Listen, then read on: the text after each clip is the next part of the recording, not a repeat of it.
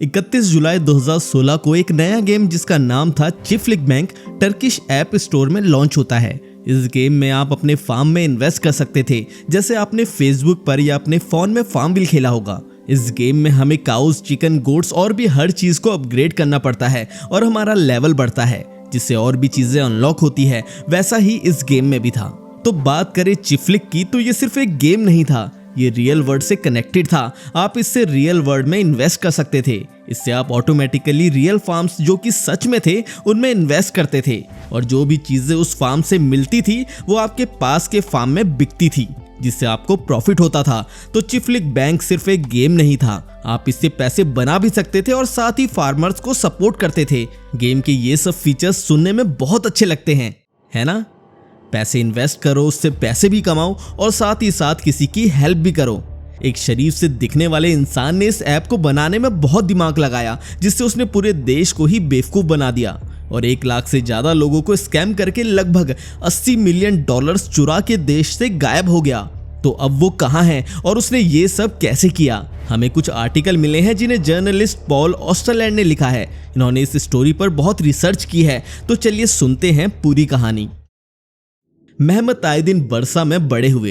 ये north western Turkey का बहुत बड़ा शहर है। इनका परिवार बहुत ही साधारण था। इनके घर वालों के पास ज़्यादा पैसे भी नहीं हुआ करते थे, जिस वजह से इन्होंने स्कूल की पढ़ाई भी पूरी नहीं की, जिसके बाद इन्होंने वेटर और बर्तन धोने का काम करना शुरू कर दिया। इनका सपना बड़े होकर एक फेमस रैपर बनने का था। ये इसमें अपना नाम बना नहीं पाए, लेकिन इन्होंने अपने कुछ कॉन्टैक्ट बनाए और एक ऑनलाइन गेम डिजाइनर से मिले।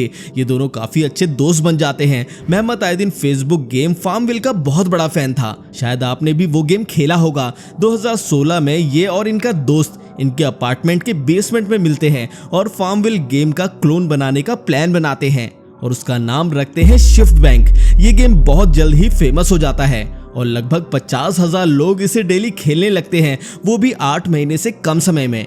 इसका आइडिया बहुत ही सिंपल था। गेम स्टार्ट करो और अपने फार्म को मैनेज करो। आप इसमें गोल्ड को करेंसी के तौर पर यूज करते हो, जिससे आप एनिमल्स जैसे कि मुर्गियां, मधुमक्खियां, भेड़ और गाय जैसे जानवर खरीदते हो। इसके बाद जब आप इनसे मिली चीजें जैसे कि दूध, अंडे और शहद बेचोगे तो आप पैसे कमाओगे, और जो आपको पैसे मिलेंगे इनसे आप अपने फार्म के लिए और जानवर या चीजें खरीद सकते थे।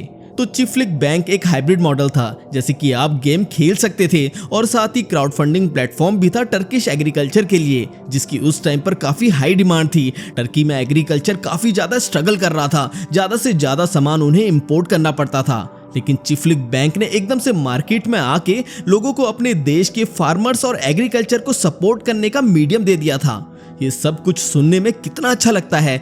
यही वजह थी कि लोगों ने ये समझने में बहुत टाइम लगा दिया कि उनके साथ धोखा हो रहा है और उन्हें लूटा जा रहा है। 2017 में मेहमत आयदीन अपने 2 असली फार्म अपने होम टाउन के पास लॉन्च करता है, जिसके लिए वो बहुत बड़ी ओपनिंग सेरेमनी होस्ट करता है। इस सेरेमनी में डिस्ट्रिक्ट गवर्नर और लोकल मेयर भी आते हैं। 1 साल के अंदर 100 से ज्यादा फार्म बैंक शॉप पूरी कंट्री में खुल जाते हैं और ये चिफ्लिक बैंक के प्रोडक्ट्स बेचना शुरू कर देते हैं। ये चीज, हनी और सॉसेजेस सभी में चिफ्लिक बैंक का लोगो लगाते हैं। जो प्लेयर्स इन गेम को खेल रहे थे उन्हें 5% प्रॉफिट और साथ में इन शॉप के वाउचर्स भी मिलते हैं। आप गेम में एक प्रोडक्ट चूज कर सकते थे, जिसके बाद आप उन्हें पास की लोकेशन में जाके पिकअप कर सकते थे और बाकी जो पैसे बच गए वो कैश में आपको मिल जाते थे। मान लीजिए एक प्लेयर गेम में $4200 में 3 मधुमक्खियां खरीदता है, जिसके बाद वो इन मधुमक्खियों से $840 हर महीने कमाता है। तो 1 साल के अंदर उसने लगभग $5800 का प्रॉफिट कर लिया। एक टाइम पर चिफ्लिक बैंक के पास 5 लाख से ज्यादा एक्टिव प्लेयर्स हुआ करते थे, जिनमें से 1,30,000 प्लेयर्स अपना रियल मनी इन्वेस्ट करते थे। इनमें से कई लोगों ने तो बड़े बड़े लोन भी लिए थे, जिससे टोटल $250 मिलियन इस गेम में इन्वेस्ट हो चुके थे। दुर्भाग्य से चिफ्लिक बैंक बहुत बड़ा स्कैम निकला। ये एक पॉन्जी स्कीम थी और आयदीन एक फ्रॉडस्टर। जो प्रोडक्ट शॉप्स पर चिफ्लिक बैंक के नाम से बिक रही थी उनमें लोगो तो चिफ्लिक का ही था, लेकिन वो चीजें कंपनी के खुद के फार्म से नहीं आ रही थी, बल्कि उन्हें कहीं और से खरीदा जा रहा था। जो भी फार्म्स गेम में दिखाए जा रहे थे रियल लाइफ में बंद थे। वो बस शुरू में ही चलते हुए दिखाई दिए थे कि जिससे लोगों को उन पर भरोसा हो जाए। इन सब के बावजूद प्लेयर्स को उनका पैसा टाइम पर मिल जाता था, लेकिन आए दिन की ये पिरामिड स्कीम तब तक काम करती जब तक ये बढ़ती रहे।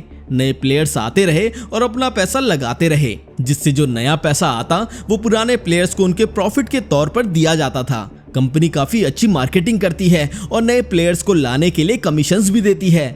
2017 के अंत में गेम लॉन्च होने के लगभग 1.5 साल बाद चीजें खराब होने लगती हैं। प्लेयर्स सोशल मीडिया पर झूठे प्रॉमिसेस के बारे में कंप्लेन करने लगते हैं, जिसके बाद टर्की के फाइनेंशियल रेगुलेटर चिफ्लिक बैंक की तफ्तीश करना शुरू कर देते हैं।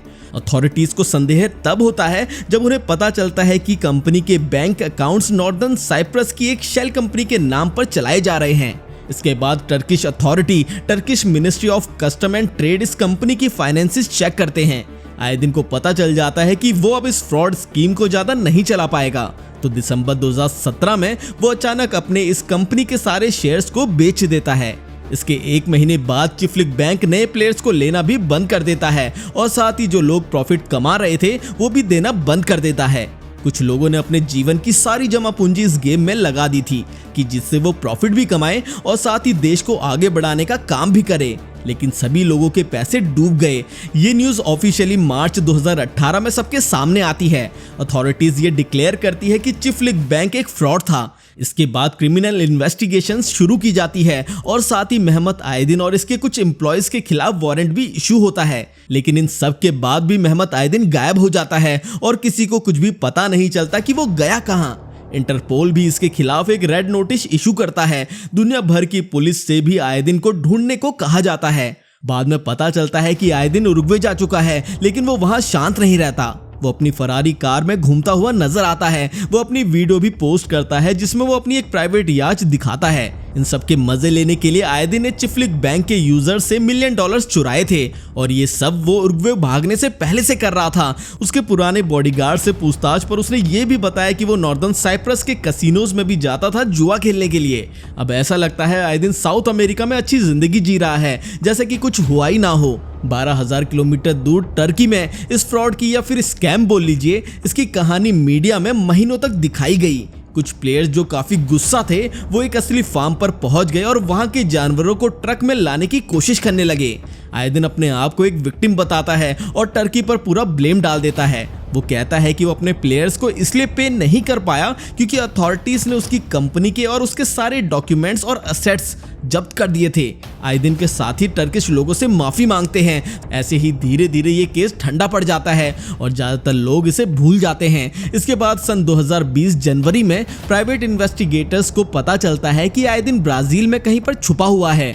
फिर 1.5 साल बाद आयदिन खुद को साओ पाउलो में टर्किश कॉन्सुलेट के पास सरेंडर कर देता है, जहां से उसे गिरफ्तार करके टर्की लाया जाता है। 2 दिन के बाद जब वो इस्तांबुल पहुंचता है तो वहां कुछ जर्नलिस्ट उसका इंतजार कर रहे थे।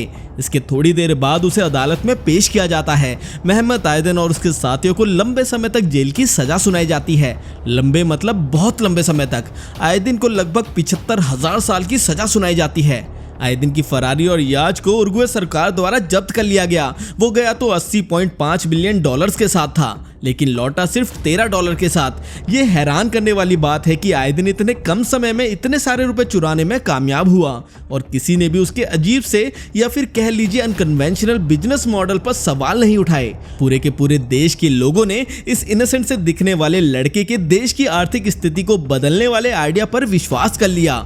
गेमिंग के जरिए अपने देश की इकोनॉमी को बेहतर बनाना और साथ ही खुद भी अमीर हो जाना एक बहुत ही कैची आइडिया था और इसी वजह से कई लोगों ने इस पर बिना कोई सवाल किए विश्वास कर लिया।